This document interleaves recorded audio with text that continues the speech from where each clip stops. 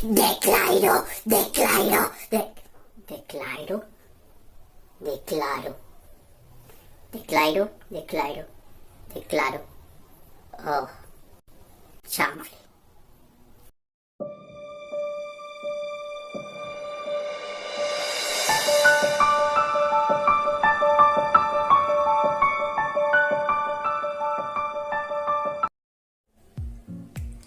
Buenas mis amigos, que Dios los bendiga a todos. Mi nombre es Edwin Gutiérrez y quiero compartir con ustedes hoy un poco más de Buscando la Verdad. Muchos de nosotros hemos visto personas que constantemente cuando oran decretan, establecen, proclaman e inclusive algunos dicen no aceptamos un no por respuesta. Pero realmente, ¿qué es lo que dice la Escritura? Realmente, ¿qué es lo que dice la Biblia con respecto a estos temas?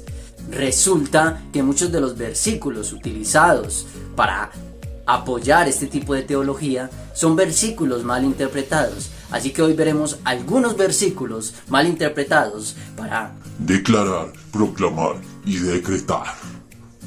Ahora, alguno dirá, debemos llamar las cosas que no son como si fuesen. Algunos dirán, mi hermano, la Biblia dice, es que debemos llamar las cosas que no son como si fuesen. Es decir, si yo digo que una persona es flaca siendo gorda, pues entonces se tendría que cumplir y tendría que adelgazar. Y si es gorda, o si es flaca y te dicen gordo, tendrías que engordar. ¿Será que eso fue lo que pasó en la cuarentena? Leamos el versículo y miremos qué dice. Romanos 4:17. Como está escrito, te he puesto por padre de muchas gentes delante de Dios, a quien creyó, el cual da vida a los muertos y llama las cosas que no son como si fuesen. Aquí vemos que la palabra dice llamar las cosas que no son como si fuesen, pero en el contexto estamos viendo de que está hablando de Dios mismo que da vida a los muertos y llama las cosas que no son como si fuesen. Quiere decir que este texto no le está dando poder al ser humano para llamar las cosas que no son como si fuesen, sino que está reconociendo el poder de Dios, que siempre ha llamado las cosas que no son como si fuesen desde el principio. Pues Dios creó todo el universo cuando aún no existía, llamó las cosas que no son como si fuesen. Pero es que en la Biblia dice que el poder de la vida y de la muerte está en la lengua. Ayúdame Dios mío a poder controlar mi lengua. Ay, ayúdame Dios mío a poder controlar mi lengua. Proverbios 18:19. El hermano ofendido es más tenaz que una ciudad fuerte, y las contiendas de los hermanos son como cerrojos de alcázar. Del fruto de la boca del hombre se llenará su vientre, se saciará del producto de sus labios. La muerte y la vida están en el poder de la lengua, y el que la ama comerá de sus frutos. Pero si realmente miramos el contexto, en el versículo 19 está hablando de las relaciones interpersonales. Cuando ofendemos a un compañero, cuando ofendemos a un prójimo, ¿cómo yo trato a las personas? ¿Cómo le hablo a las personas? ¿Soy agradable en mi forma de hablar para las personas o no soy agradable para ellos? De eso dependen mis relaciones interpersonales. Ahora, la palabra sí tiene cierto poder, pero el poder de lastimar a las personas, el poder de restaurar relaciones, de acuerdo a cómo yo me dirijo a las personas, de acuerdo a cómo yo les hablo. Recuerden que el libro de Proverbios dice que la blanda respuesta aplaca la ira. Es decir, por mi forma de hablar, hay una relación interpersonal buena o mala. Ah, pero el Señor Jesús dice que si le dijéramos a un monte que se mueva, se movería. ¿A qué se está refiriendo Jesús con esto?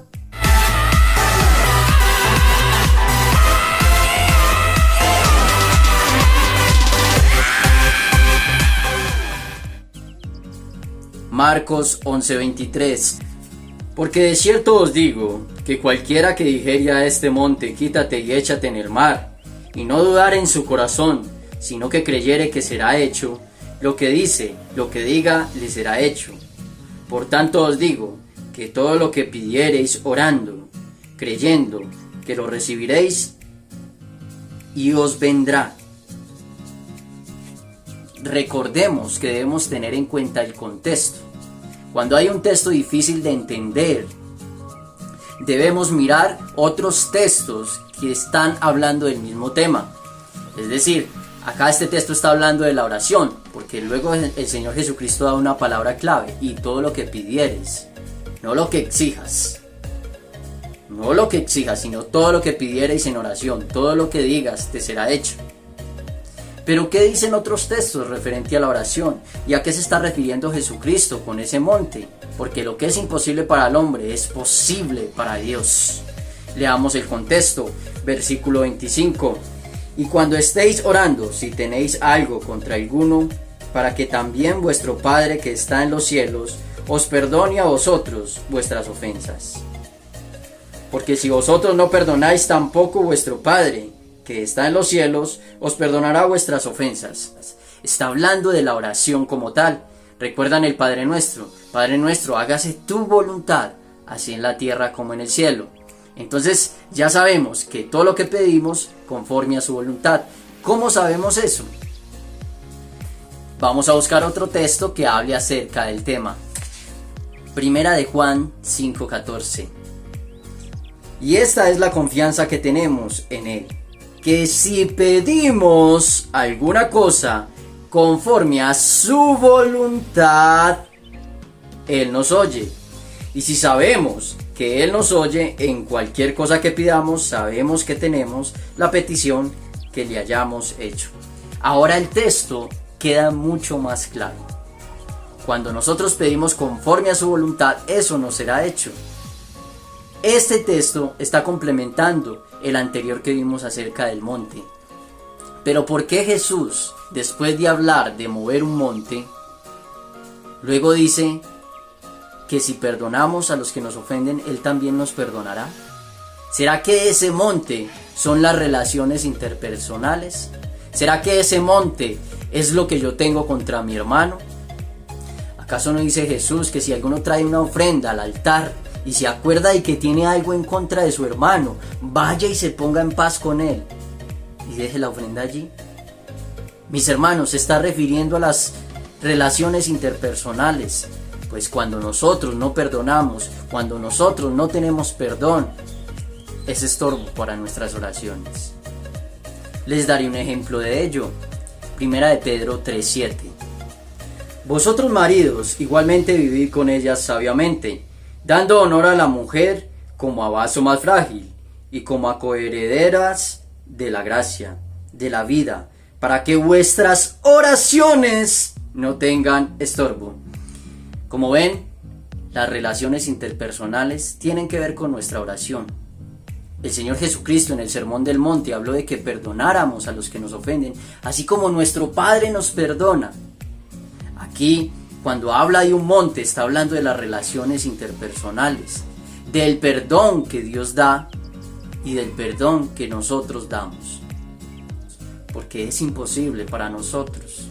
Es un monte que no nos permite llegar a Él. Es un monte que no nos permite alcanzar su gracia y misericordia. Y cuando nosotros aprendemos a perdonar a otros, recibiremos ese perdón de Dios también. Ese gran perdón que Dios nos ha dado. Y en ocasiones Dios nos perdona a nosotros primero y nos enseña a perdonar.